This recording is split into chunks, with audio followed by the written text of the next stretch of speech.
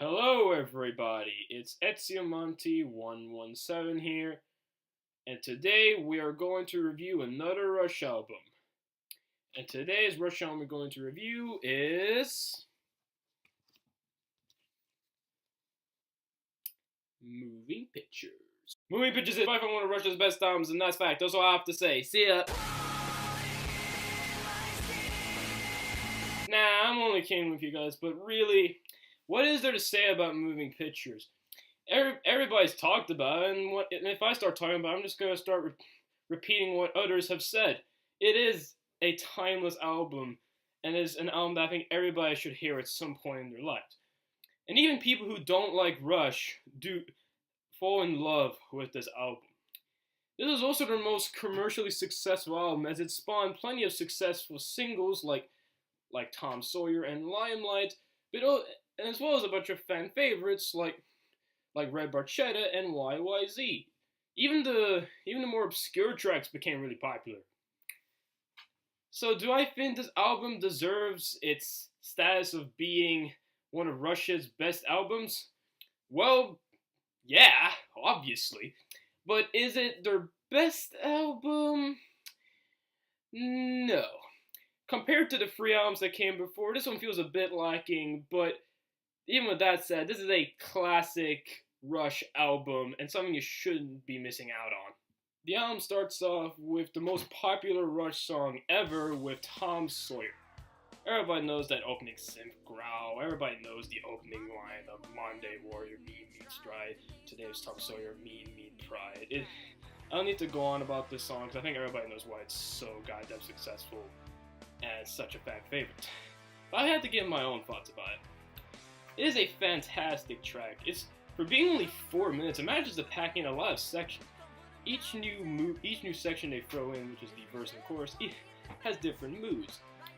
And also that nothing that this song does, which is also unusual for a 4-minute radio track, is that it has 3 solos. Well, technically 4 if you count the sim solo near the end, but it has a sim solo, a guitar solo, and a drum solo, or hell, even a bass solo during the guitar solo, as well as the sim solo near the end. So that as a whole is 5 solos, all within 4 minutes. The song also have really good lyrics talking about a young kid wanting to rebel against the government, and it's so well written, and as I said, it's so memorable. I think anybody can sing along with it. It is just a fantastic Rush track.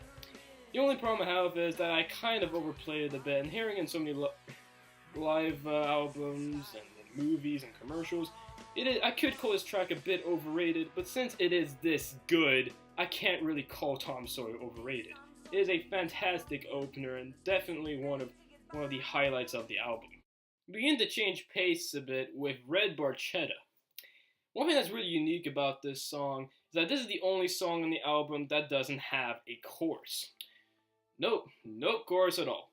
It may sound really upbeat and even a bit more radio-friendly than the last track, but it still packs in plenty of proggy moments and weird guitar solos that you wouldn't expect from a track like this. And believe me, the guitar solo on this song is unbelievably good. The entire thing flows like a story, and it's a good story at that. It talks about a future where driving cars is forbidden, and it's not allowed to drive cars, and if you drive in cars, you get sent to prison.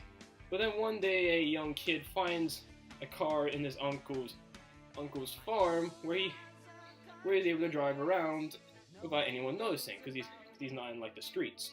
Well, then one day he does decide to use the car in the streets, and he gets caught by a bunch of other cars. People debate if this is just all in his head, or if he actually did drive around the streets with all these other cars chasing him.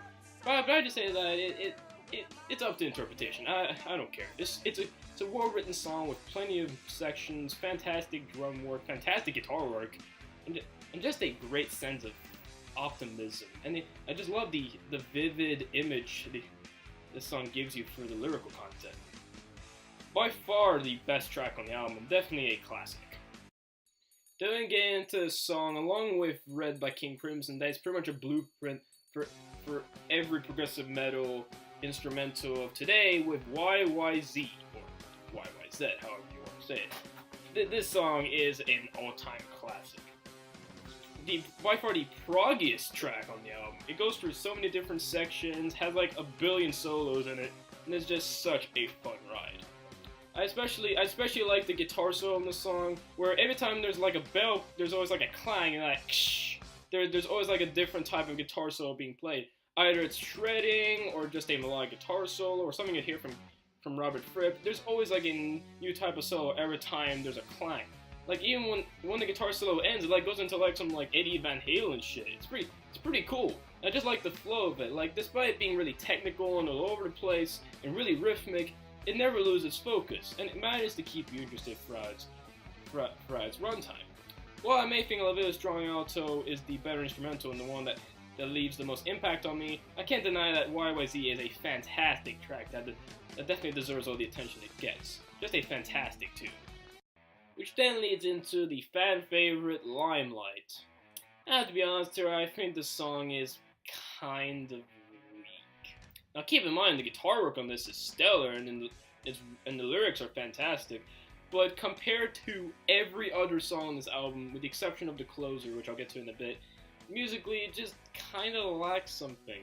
It isn't quite as inventive or as unique as some of the other tracks. It just feels like more like a normal song you would hear on the radio. Like it reminds me a lot of Entre Nous, which was a track I wasn't like a huge fan of on the last album. But we'll say that this track is way better than Entre Nous. The lyrics here talk about Neil Peart's struggle with fame and how he doesn't like getting all this coverage. So he usually just likes hiding himself and not really wanting to be in the public. I do like that there is a juxtaposition between the upbeat verses and the more quiet, more solemn chorus. You know, I like the juxtaposition between the two. The songs have managed to stay upbeat, but at the same time, there is something off about it. At the fact that there's like a billion time signatures in this, it is still Rush, but at the same time, the song doesn't really do a whole lot for me compared to the other tracks on here. But still, this is a really good track, just not an amazing one. And definitely one of the weaker moments on the album. Then we get into the second half of the album, which is a bit more experimental. Not like this album wasn't experimental before, but this is where the album really starts to get a bit more interesting. The first track on the second half of this album is with the Camera Eye, which I absolutely adore. I just love the vibe of the song, the atmosphere, the fantastic bass work. And it's just a pleasant track. I'm serious here. Every time I hear the song, I immediately get all happy and enthusiastic, and it cheers me up. The song is split into two sections. One called New York, talking about the pleasures of being in New York, and London, talking about the pleasures of being in London. This song is pretty much about the city life and how it is living in those two cities and the way people act there and so forth. From those two sections, you'd think that it would be the exact same. Like they both sound pretty similar, but there is some like little musical details that stop it from being, well, exactly the same. There's a guitar solo in London, which is brilliant, and there's even like a little like snippet of Geddy talking with like a British voice in London. Where he's like, which I thought was pretty cool. Guys, I just love the atmosphere of this song. I just love that it's such a huge change of pace from the other tracks. And for being like an 11-minute epic, it isn't like trying to be like the heaviest thing ever or just trying to blow your mind all the time. It's not the best track on here, but it's definitely one of the highlights. Then we get into the darkest song on the album with Witch Hunt. It starts with like some percussion and like triangles and some samples of a mob. And it's really eerie and completely different from the rest of the album, and it kind of reminds me a lot of King Crimson as well. This song is also also gives you a hint of what you'll be getting on the next two albums, which are a bit more synth heavy. Well, this track isn't nearly as synth heavy as the next two albums would be. It gives you a hint of what you'll be getting. The lyrics here talk about prejudice and racism and how people get killed and kidnapped and burned alive just because they're from a different race, or they're at least they're different from everyone else. It's a really like strong song lyrically, and the song also is also a part of a series called Fear, which is a series focusing on many types of fear. With this song focusing on the fear of being burned alive and being hated by the government, by like society, just because you're different. This is for some reason not the first track on the Fear series, even though it is the first one to appear, because apparently this is part 3, and the weapon on the next album is the first. Yeah, it doesn't really quite make sense, but whatever. It's still a fantastic tune with great sim touches, a great lyrical content, and just a great sense of atmosphere. Definitely a really good track. Then we get into what I think is probably the only misstep on the album, and that is with Vital Signs. Okay, it's not technically a misstep, as it's still a fun track and has great grooves, but compared to everything else on here, it is lyrically crap, and musically it just doesn't quite compare. What I mean by lyrically crap? Well, the song itself talks about like deviating from the norm, and you have to try and get adjusted to the fact that that people change, and you should try and adjust to that change. But the lyrics themselves come off as pretentious, because the entire song is basically just a bunch of esoteric words, and it's just showing off Neil's vocabulary. It just comes off as distracting, and it just And also, it's also like a hint of like the kind of like lyrical content you'll be getting on the next album. Same thing musically.